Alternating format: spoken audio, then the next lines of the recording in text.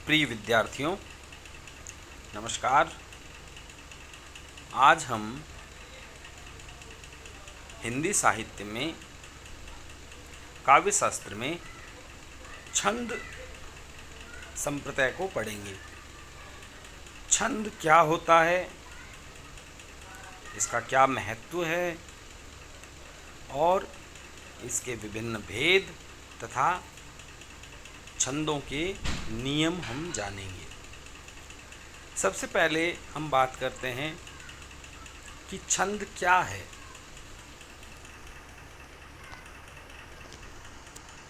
प्रिय विद्यार्थियों, छंद के बारे में संस्कृत के विद्वान आचार्य विश्वनाथ जी ने अपनी रचना साहित्य दर्पण में लिखा था कि छंदोबद्ध रचना पद्यम, अर्थात छंदबद्ध रचना पद्य कहलाती है। यानी पद्य का लक्षण ही छंद का होना है। हालांकि आधुनिक काल में हिंदी के प्रसिद्ध छायावादी कवि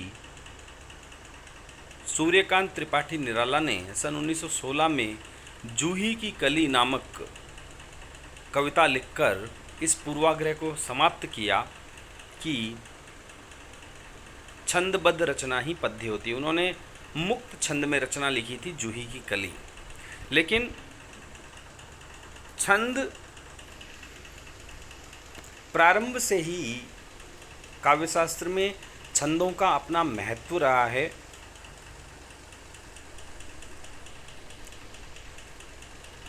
छंद के बारे में यदि हम इस शब्द के बारे में जानें तो सबसे पहली बात तो कि छंद जो है, इस शब्द का उद्भव छदी या छद धातु से हुआ है। छदी या छद का अर्थ होता है भावों का आच्छादन करना या भावों को प्रकाशित करना। छंद जो होते हैं वो किसी कवि के हृदय के भावों को प्रकाशित कर देते हैं। छंद से रचना में एक संगीत उत्पन्न होता है और उस संगीत से वह रचना अमर हो जाती है। छंद सौंदर्य के बारे में आचार्य रामचंद्र शुक्ल ने कहा भी है कि छंद से कविता की आयु बढ़ती है, कविता अमर हो जाती है, रचना अमर हो जाती है। क्योंकि कारण यह है छंद से कविता में नाद सौंदर्य का उत्पन्न होना। देखिए, कविता का मनुष्य के जीवन से घनिष्ठ संबंध है। हम जानते हैं कि जब हम बचपन में छोटी कक्षाओं में अध्ययन करते हैं तो हमारा प्रारंभिक अध्ययन कविता के श्रवण मनन पठन पाठन से होता है और कविताएं हमें तत्काल याद हो जाती है। उसका कारण उनका छंदबद्ध होना है, उनमें संगीत का होना है।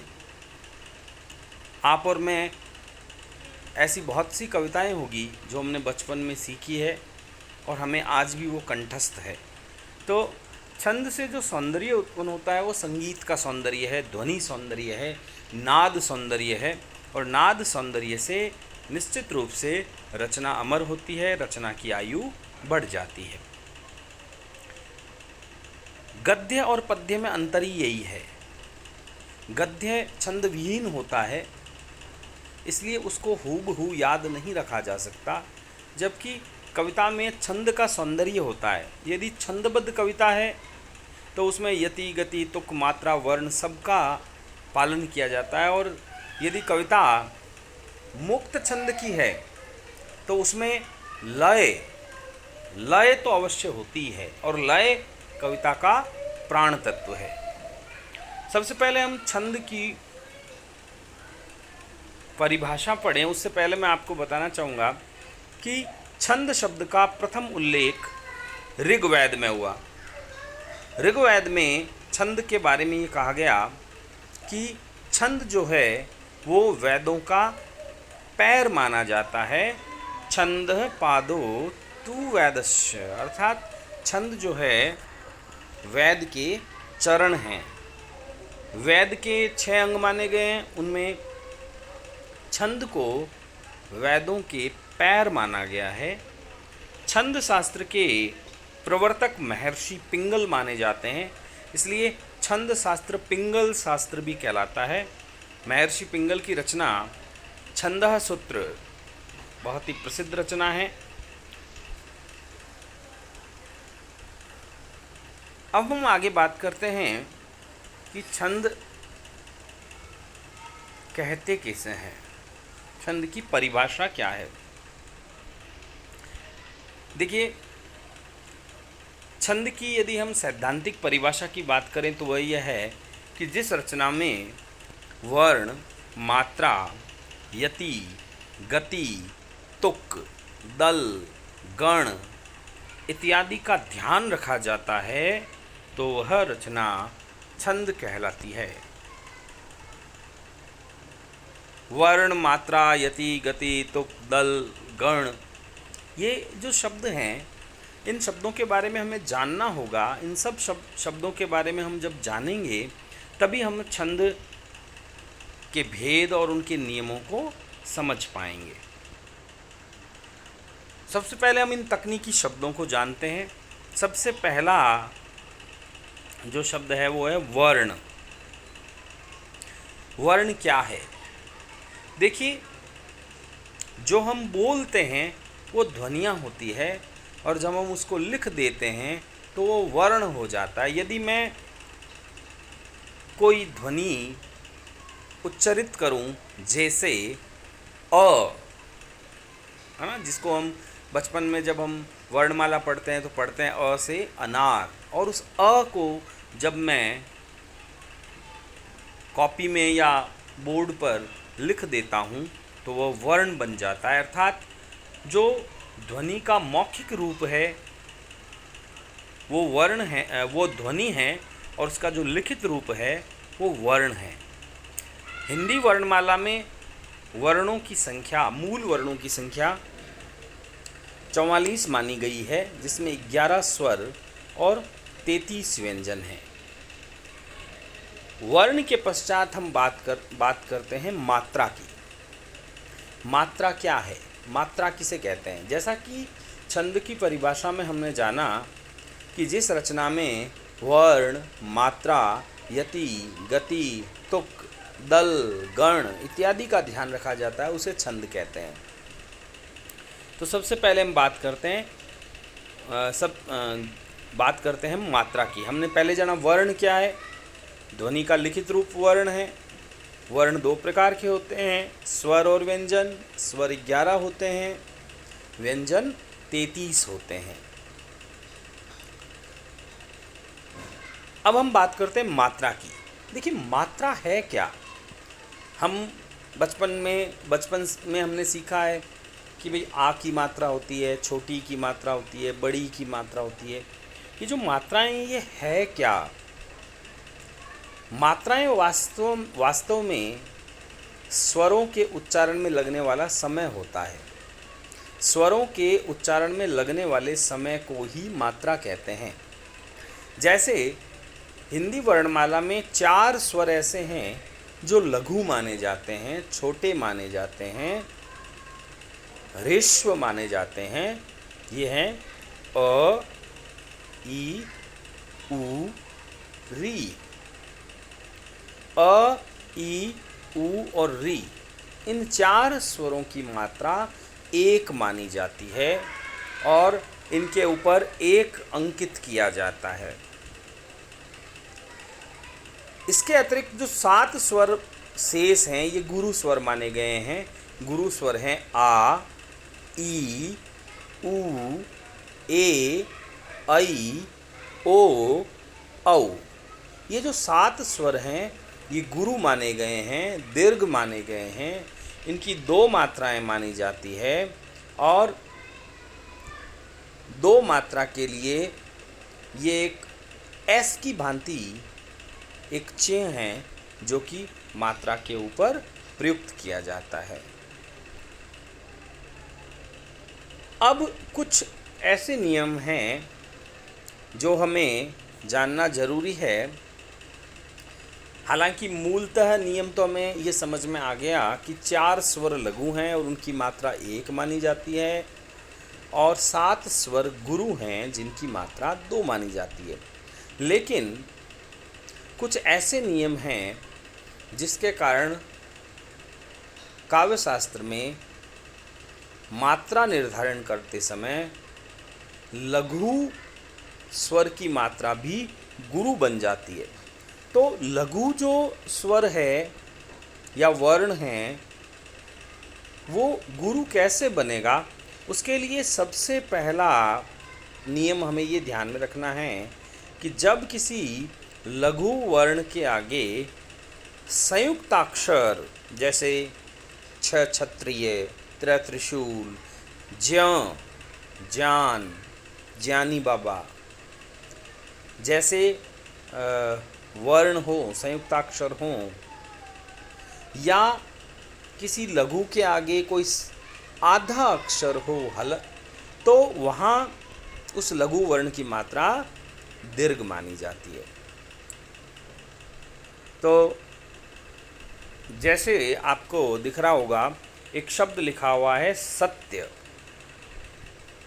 तो सत्य में आप देखिए स जो है स्लेट वाला स है, स में अ स्वर शामिल है। अ जो होता है वो लघु स्वर होता है और लघु स्वर की मात्रा 1 होती है।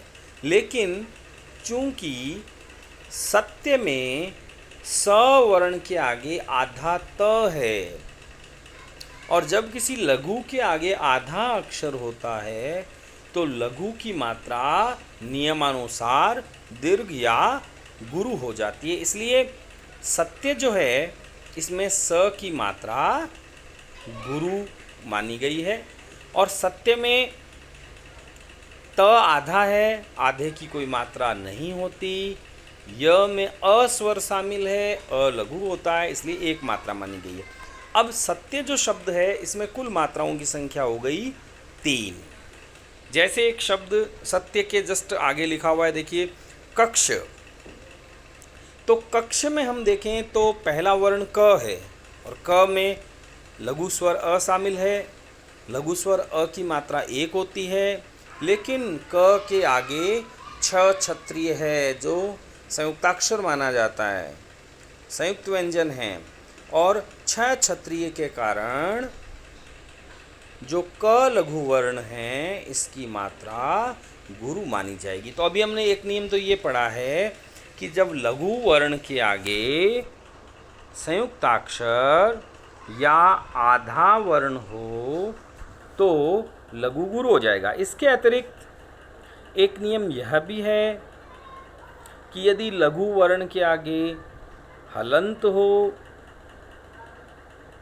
या विसर्ग हो तो लघु वर्ण की मात्रा गुरु हो जाएगी। जैसे एक शब्द लिखा हुआ है, अंतिम शब्द है, आप देखें राजन। तो राजन में जो न है अंत में, ये न हलंत होता है। तो न हलंत है और इससे पहले जो ज है, ज में अ स्वर होने के कारण इसकी मात्रा 1 होनी चाहिए, लेकिन चूंकि ज के आगे न हलंत है इसलिए ज की मात्रा गुरु मानी जाएगी। राजन में देखते हैं, हम पूरे शब्द को वापस देखते हैं। राजन, राजन में र में आ की मात्रा है, आ गुरु स्वर है तो मात्रा गुरु हो गई। ज लघु है, नियमानुसार 1 होनी चाहिए मात्रा, लेकिन ज के आगे जो न है वो हलंत है, हलंत होने के कारण ज को गुरु माना जाएगा। तो ये राजन में कुल मात्राएं हो गई, रा में 2, ज में 2, और न हलंत है, हलंत वर्ण की कोई मात्रा नहीं होती। ये हमें ध्यान में रखना है। हलंत वर्ण को न तो गिना जाता है न उसकी मात्रा मानी जाती है। हलंत वर्ण को शून्य माना जाता है। तो इस तरह राजन में कुल मात्राओं की संख्या हो गई 4। आगे चलते हैं।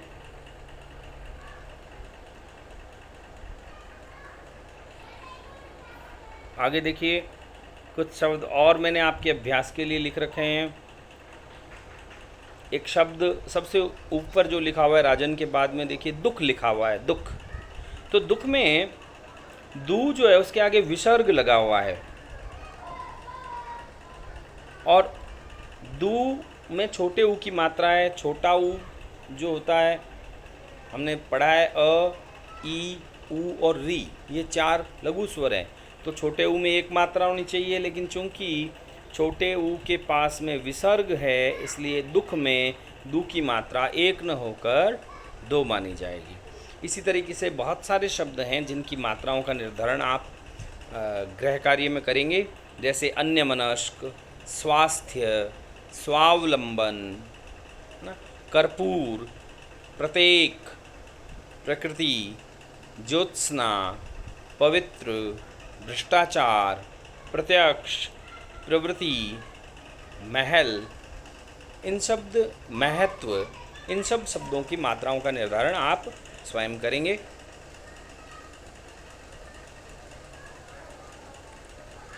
अब हम दूसरा नियम देखते हैं। अब देखिए, यदि लघु स्वर पे अनुस्वार हो, अनुस्वार का मतलब होता है अनुस्वार नासिक्य ध्वनि है, और अनुस्वार में अनुस्वार स्वर के पश्चात आने वाली ध्वनि है। अनुस्वार का मतलब किसी वर्ण पर एक बिंदु का लगा होना है। अनुस्वार जब किसी लघु स्वर पर होता है तो लघु स्वर गुरु हो जाता है, और जब लघु स्वर पर अनुनासिकता हो अर्थात चंद्र बिंदु हो तो मात्रा 1 मानी जाती है। फॉर एग्जाम्पल, एक वर्ण लिखा हुआ है हंस, और एक माफ़ी चाहूँगा मैं, एक शब्द लिखा हुआ है हंस, और एक शब्द है हंस, हंसने वाला। हंस और हंस, इन दोनों में यदि मात्राओं का निर्धारण करें तो हंस में ह में अ स्वर है, इसलिए मात्रा 1 होनी चाहिए, लेकिन ह के ऊपर एक बिंदु है, अनुस्वार है, इसलिए ह की मात्रा गुरु हो गई। और स स्लेट में अ स्वर है, लघु होता है, लघु मात्रा होगी। हंस में कुल मात्रा होगी 2 और 1 3। और हंस में, हंसने वाले हंस में चूँकि ह पे चंद्र बिंदु है, और चंद्र बिंदु की मात्रा 1 ही होती है, और ह में भी अ स्वर है, अ स्वर लघु होता है, इसलिए 1 ही मात्रा होगी। और स में 1 और 1 2। हंस में 2 मात्रा और हंस में 3 मात्रा। इसी तरह आगे शब्द देखिए, चांद लिखा हुआ है। चांद में चा के ऊपर चंद्र बिंदु है, और चंद्र बिंदु की मात्रा 1 होती है, लेकिन चूंकि च में आ स्वर है, आ स्वर अपने प्रकृति से ही गुरु है, इसलिए इसकी मात्रा 2 और द की 1, चांद में कुल 3 मात्राएं होगी, है ना। तो ये दूसरा नियम था। इसके अलावा देखिए, एक नियम है जो संगीत के विद्यार्थी ज़्यादा समझ पाएंगे, भली भांति समझ पाएंगे, बलाघात का नियम। बलाघात का नियम ये कहता है कि जब हम किसी कविता का वाचन करते हैं तो जिस वर्ण पर वाचन करते समय बल अधिक पड़ता है, अधिक बल पड़ने पर बलाघात के कारण वहाँ लघु वर्ण भी गुरु हो जाता है। जैसे आपके सामने 2 शब्द हैं, एक तो है तुम्हारा, एक है तुम्हारा। तो तुम्हारा जो आपके शब्द है उसमें तू के सामने अर्धाक्षर है, इसलिए तू में 2 मात्रा हो गई। हा में आ स्वर होने के कारण 2 मात्रा हो गई, और रा में आ स्वर होने के कारण 2 मात्रा होगी। इसी तरह तुम्हारा, तुम्हारा यदि हम देखें तो तू पे म के कारण बलाघात है, तो तू की मात्रा 2 हो गई, माँ की मात्रा 2 हो गई, और तुम्हारा और तुम्हारा, तुम्हारा और तुम्हारा में जो है वो 2 मात्राएं होगी, और तुम्हारा में दो दो और दो मात्रा हो गई। इसमें तुम्हारा में तू पे बलाघात कम है। देखिए यहाँ जो आपके सामने नोट्स हैं, इसमें तुम्हारा में जो है यहाँ दो मात्राएं बताएगी। ये दो की जगह यहाँ आप एक मानिए, एक दो दो तुम्हारा में, और तुम्हारा में दो दो दो, क्योंकि तू पे बलाघात अधिक है और तुम्हारा में तू पे बलाघात कम है। जैसे अब नीचे फॉर एग्जांपल आप देखिए, एक शब्द है अमृत और एक है अमृत। तो अ में आगे संयुक्त है, लेकिन अ पे बलाघात इतना नहीं है, इसलिए अमृत में अ की मात्रा एक है, मृ में री स्वर है एक है, त में अ स्वर है एक है, और अमृत करते ही अ पे बलाघात बढ़ता है, तो अ की मात्रा दो हो गई है। तो ये बलाघात का नियम ये संगीत पर आधारित है, लेकिन आपको ये नियम यदि मान लो कम हृदयंगम हुआ है तो भी इसमें घबराने की बात नहीं है। छंद की आवश्यकता के अनुसार हम चरण के अंतिम वर्ण को लघु या गुरु कर सकते हैं। अब देखिए हम बात करते हैं तुक की। चरण का किसी जब हम कविता को पढ़ते हैं तो जब चरण के अंत में जो वर्ण बोला जाता है, जो स्वर उच्चरित किया जाता है, वही अगले चरण के अंत में उच्चरित किया जाए तो इसे तुक मिलना कहते हैं। जैसे मैं आपको उदाहरण दूंगा, एक मैं कबीरदास जी का दोहा वाचन कर रहा हूँ।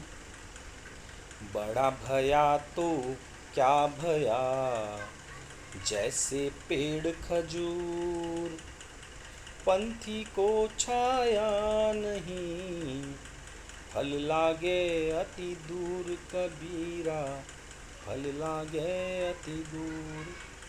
बड़ा भया तो क्या भया, जैसे पेड़ खजूर, खजूर, पंथी को छाया नहीं, फल लागे अति दूर, दूर।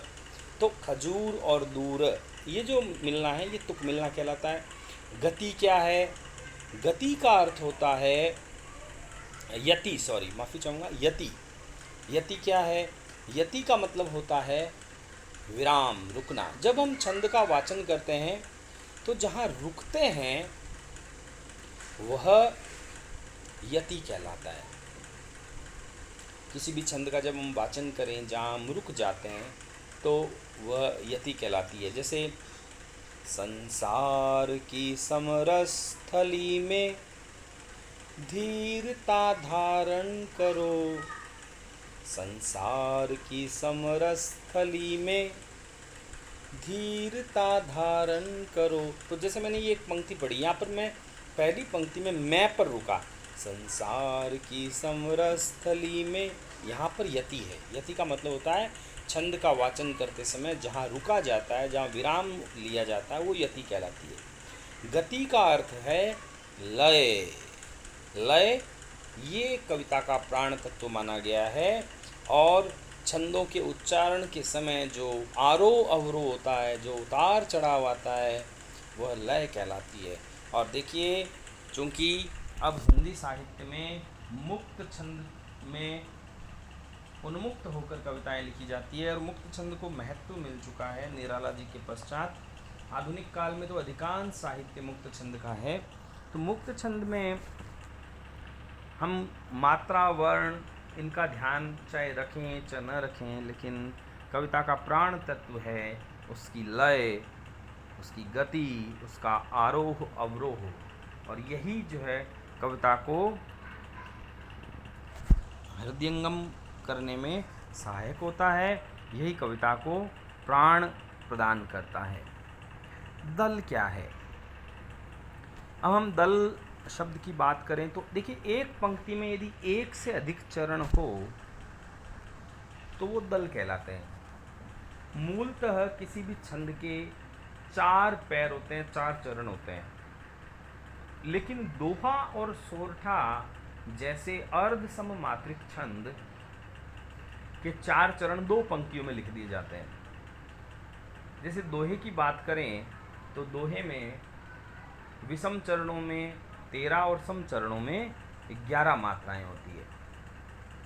तो उसके जो विषम चरण है और जो सम चरण है वो 2 ही पंक्तियों में लिख दिए जाते हैं। जैसे बड़ा भया तो क्या भया, ये पहला चरण है। जैसे पेड़ खजूर, जैसे से खजूर तक ये दूसरा चरण है। लेकिन जब हम लिखते हैं तो ये एक ही पंक्ति में हम लिखते हैं। तो ये जो एक पंक्ति में एक से अधिक चरण लिखे गए हैं ये कहलाते हैं दल। और अंतिम है पाद या चरण या पद। सामान्यतः छंद के 4 चरण होते हैं और छंद का चौथा हिस्सा चरण कहलाता है। किसी भी छंद में सामान्यतः 4 चरण होते हैं और उसका चौथा हिस्सा एक चरण कहलाता है। और यदि एक से अधिक चरण एक पंक्ति में लिख दिए जाएं तो वो दल कहलाते हैं। तो आज की कक्षा में हमने देखिए ये जाना कि छंद किसे कहते हैं, छंद का महत्व क्या है। छंद का महत्व मैं अंत में एक बार और बताना चाहूँगा कि छंद का अर्थ होता है, छंद का महत्व होता है कि वह किसी रचना को अमर बनाता है। किसी रचना में छंद के कारण नाद सौंदर्य उत्पन्न होता है, ध्वनि सौंदर्य उत्पन्न होता है, एक संगीत उत्पन्न होता है जिससे वो रचना स्थायी हो जाती है और लंबे समय तक जो है वह स्मृति पटल पर अंकित रहती है, रचना अमर हो जाती है। इसके अतिरिक्त छंद से छिपे हुए भाव प्रकाशित होते हैं, छिपे हुए भाव जो हैं वो प्रकट हो जाते हैं। छंद भाव प्रकाशन का भी कार्य करते हैं। इसके अतिरिक्त हमने छंद की परिभाषा जानी और परिभाषा में जो तकनीकी शब्द हैं उनको हमने आज पढ़ना प्रारंभ किया। हमने पढ़ा वर्ण, मात्रा, यति, गति, तुक, दल और चरण। अब हम जो अगली कक्षा होगी उसमें हम पढ़ेंगे गण, कि गण क्या होते हैं। धन्यवाद।